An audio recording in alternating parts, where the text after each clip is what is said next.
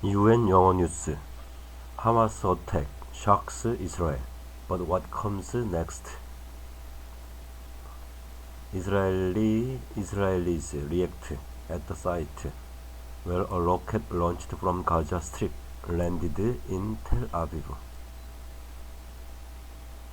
50 years on from the Yom Kippur War, which began with a surprise attack on Israel by Egypt and Syria, Palestinian militants have launched a major assault.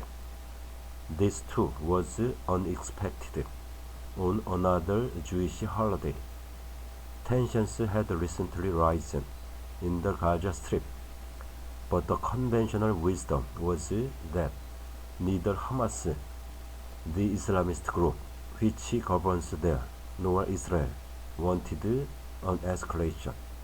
Instead, Hamas had been planning a sophisticated, coordinated operation.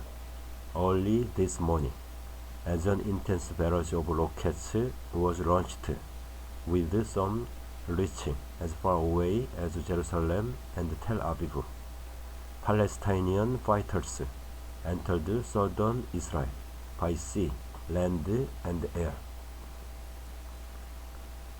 They have held Israeli towns and army posts under siege for hours, killed many people, and taken away an unknown number of Israeli civilians and soldiers to hold as hostages in Gaza. The awful drama has played out live on social and mainstream media. Thousands of Israelis who had been out for an overnight rave in fields close to Gaza rapidly found themselves under fire.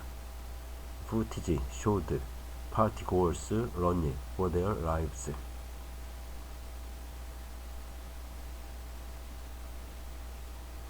After her partner had driven to find her, Gilly Yoskovich told the BBC how she had hidden from the heavily armed fighters among trees. They were going tree by tree and shooting everywhere, from two sides, and I saw people were dying all around. I said, "Okay, I'm going to die. It's okay. Just breathe. Just close your eyes," because there was shooting everywhere. It was very, very close to me. Israel Hayom newspaper quoted Ella, a resident of Kibbutz Be'eri, speaking of her fears for her father, who had gone to a safe room after sirens went off to warn of incoming rocket fire. He wrote to me that the terrorists are in the shelter.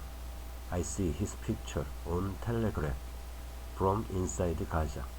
I still hear bursts of gunfire, she said. Many Israelis have expressed shock that the Israeli security forces did not come more quickly to help them.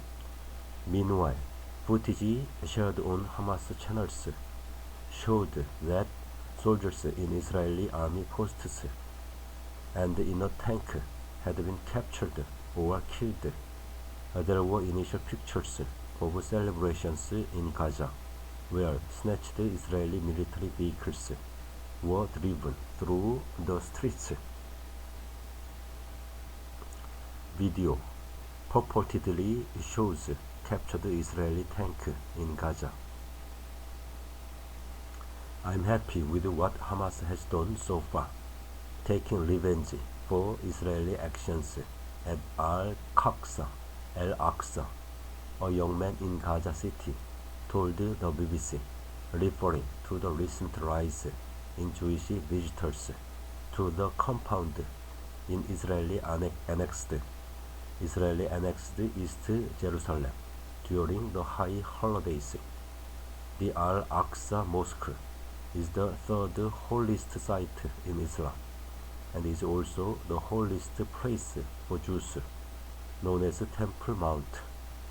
Still, the man, who was leaving his apartment after warnings that the Israeli military was set to hit nearby, expressed fear for what would happen next. "We are worried already. My family lost our shop when the Shoruk Tower was hit by Israel in the war of 2021.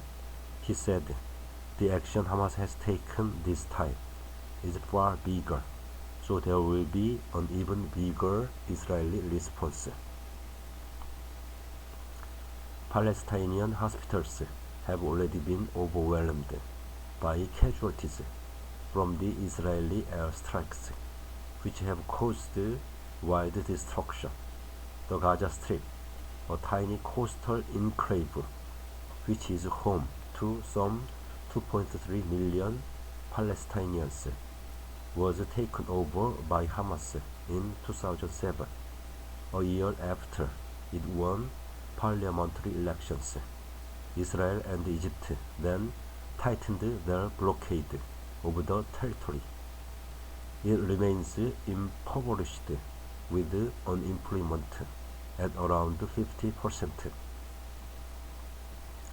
After the serious conflict between Israel and Hamas in 2021, indirect talks mediated by Egypt, Qatar, and the UN helped secure thousands of permits for Gazans to work in Israel and relax other restrictions in return for relative quiet. Last month, when hundreds of Palestinians began to join protests by the perimeter fence in the street in a reminder of the mass demonstrations which began 5 years ago, it was assumed that this was with the nod from Hamas and was meant to squeeze more concessions from Israel and aid money from Qatar. The small rallies now seem like a red herring. Some speculate whether they were in fact a chance to survey the fence ahead of the infiltration. With this latest operation, Hamas seems keen to burnish its credentials once again as a militant organization. Its charter remains committed to the destruction of Israel. Speaking at the start of the offensive, the shadowy Hamas militant commander, Mohammed Deif, called on Palestinians and other Arabs to join the action to sweep away the Israeli occupation. A big question now is whether Palestinians in the occupied West Bank and East Jerusalem or elsewhere in the region will heed his call. Israel undoubtedly sees the potential for war that could open up on multiple fronts. A worst-case scenario is that it could draw in the powerful Lebanese militant group Hezbollah. Meanwhile, the Israeli military has ordered a massive reinforcement of troops, as well as its intense air raids on Gaza. It has indicated that it is planning a ground operation there. Massive explosion as Gaza high-rise destroyed by jets.